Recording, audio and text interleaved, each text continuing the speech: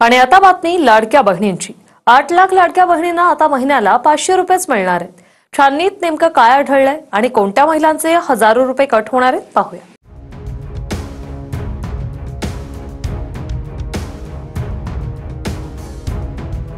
महिन्याला 1500 रुपये खात्यात जमा झाल्याचा मेसेज हमखासपणे लाडक्या बहिणींना येतो।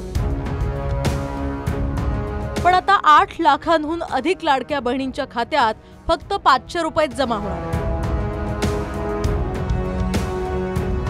त्याचं कारण म्हणजे एकाच वेळी 2 योजनांचा लाभ ही अट।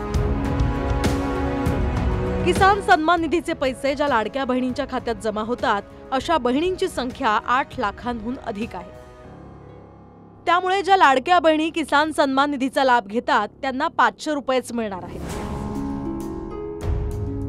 महिन्याला 1500 रुपयाप्रमाणे वर्षाला एकूण 18,000चा लाभ लाडक्या बहिणींना देण्यात येणार आहे।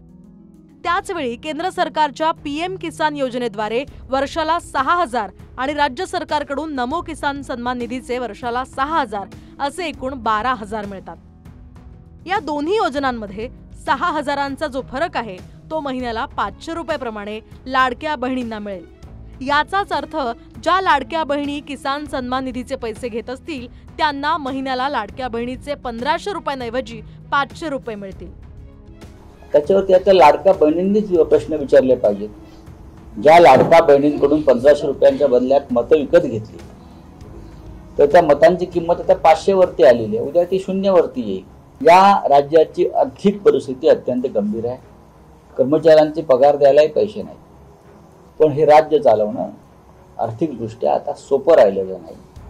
याचं कारण गेल्या 3.5 वर्षामध्ये या राज्याची आर्थिक शिस्त पूर्णपणे बिघडली। ज्यावेळेस ही योजना लागू केली त्यावेळेस सरकारची बुद्धी भ्रष्ट झाली होती का? सरकारची बुद्धीला लकवा मारला होता का? यांना काय वाटतं की 1,500 घर चालतं? या सरकारच्या या 8 लाख महिलांना 1,500 ऐवजी 500 रुपये देत असताना यांच्या दूरदृष्टीची कीव यावी लागते, यांच्या विचाराची कीव करावीशी वाटते।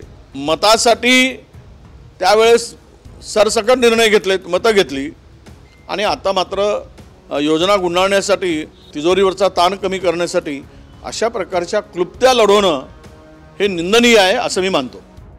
8 लाख लाडक्या बहिणींना 1500 वरून 500 रुपयांवर आणल्यानं विरोधकांनी सरकारवर निशाणा साधला।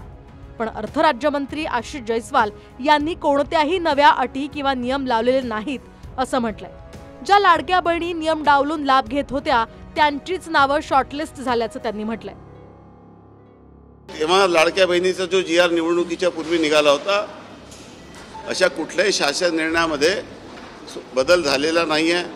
राहिला प्रश्न दुबार लाभचा, तर संजय गांधीच्या लाभार्थ जेव्हा त्या योजनेमध्ये ज्या अटी होत्या त्या योजनेच्या ज्या GR मध्ये ज्या अटी होत्या त्या अटी कुठलेही बदललेल्या नाही सरकारने। त्यामुळे त्या अटीच्या विरोधात जाऊन जर काही लोकांनी लाभ घेतला असेल, किंबहुना काही श्रीमंत घराच्या लोकांनी जी योजना गरीब महिलांसाठी आहे, ज्या अल्प उत्पन्न गटाच्या महिलांसाठी ज्या योजना होत्या त्या योजनेचा लाभ जर मोठ्या लोकांनी घेतला असेल तरी देखील सरकारने कुठल्याही लाडक्या बहिणीपासून वसुली केली नाही।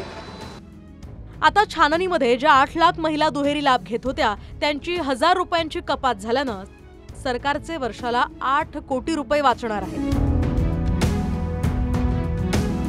निवडणुकीआधी शिंदे मुख्यमंत्री असताना लाडकी बहीण योजना आणली।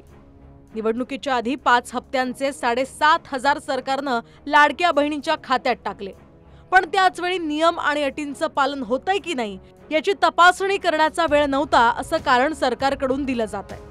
त्याचाच एक भाग म्हणून आता 8 लाख लाडक्या बहिणी दुहेरी फायदा घेत असल्याचं दिसलं।